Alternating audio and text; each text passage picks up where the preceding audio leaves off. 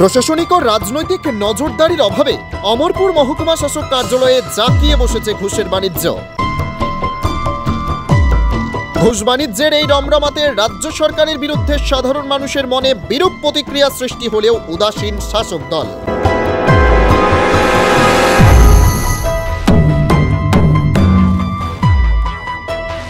অমরপুর মহকুমা শাসকের কার্যালয়টি পরিণত হয়েছে অবৈধ রোজগারের আখড়ায়।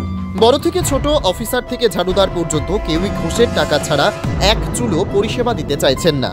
অমরপুর মহকুমা শাসকের কার্যালয়ে কর্মরত সরকারি কর্মীদের কার্যকলাপ দেখলে মনে হয় যেন সরকার তাদের বেতন দেয় না, তাই ঘুষের টাকা নেওয়া তাদের জন্মগত অধিকার।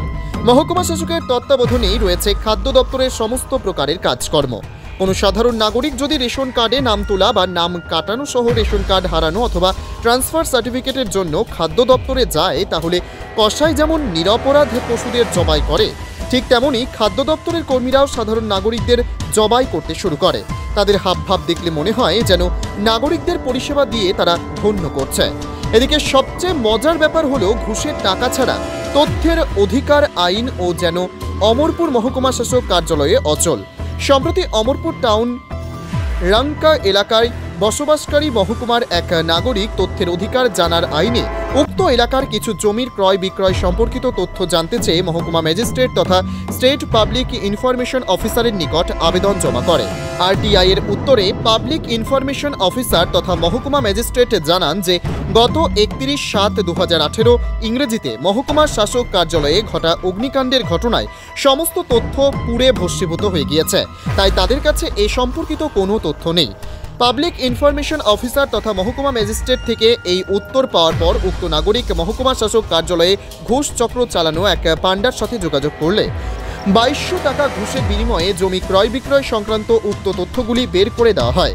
সবচাইতে অবাক করার বিষয় হলো যে পাবলিক ইনফরমেশন অফিসার তথা মহকুমা ম্যাজিস্ট্রেট চিঠি দিয়ে জানালেন যে অগ্নিকাণ্ডের জেরে সমস্ত তথ্য ভস্মীভূত হয়ে গেছে। সেই মহকুমা ম্যাজিস্ট্রেটটাই পরবর্তী সময়ে ঘুষের টাকায় বের করা উক্ত তথ্য সম্বলিত কাগজে স্বাক্ষর করলেন। এই সামান্য একটি ঘটনা থেকেই বোঝা যায় যে ঘুষ চক্র কিভাবে অমরপুর মহকুমা শাসক কার্যালয়ে জাঁকিয়ে বসেছে। এই ঘুষকাণ্ডের জেরে সাধারণ মানুষের মনে রাজ্য সরকারের বিরুদ্ধে যেমন বিরূপ প্রতিক্রিয়া সৃষ্টি হচ্ছে, ঠিক তেমনি প্রশাসনিক স্তরে এবং দলীয় স্তরে কঠোর নজরদারি চালানো না গেলে এই ঘুষ বাণিজ্যের রমরমা যে কিছুতেই বন্ধ করা যাবে না তা নিশ্চিত করেই বলা চলে।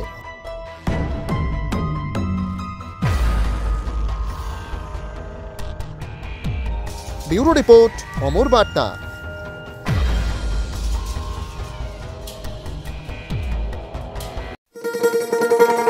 শোনো শোনো ভোজন রসিক, শোনো মন দিয়া, ঝাঁঝের স্বাদে রান্না করো লং তরাই দিয়া। ইলিশ সর্ষে পোস্ত বাটা যেমন ইচ্ছে নাও, মালাই চিংড়ি মাংস কষা চেটে পুটে খাও, আহা চেটে পুটে খাও, আহা চেটে পুটে খাও। লং তরাই কাচ্চি ঘানির সর্ষে তেলে টেস্ট, যে খাবে সেই বলবে লং তরাই বেশ। লং তরাই সর্ষের তেল, ঝাঁঝে স্বাদে তোমাকে চাই। আহা লং তরাই বেশ, আহা লং তরাই বেশ।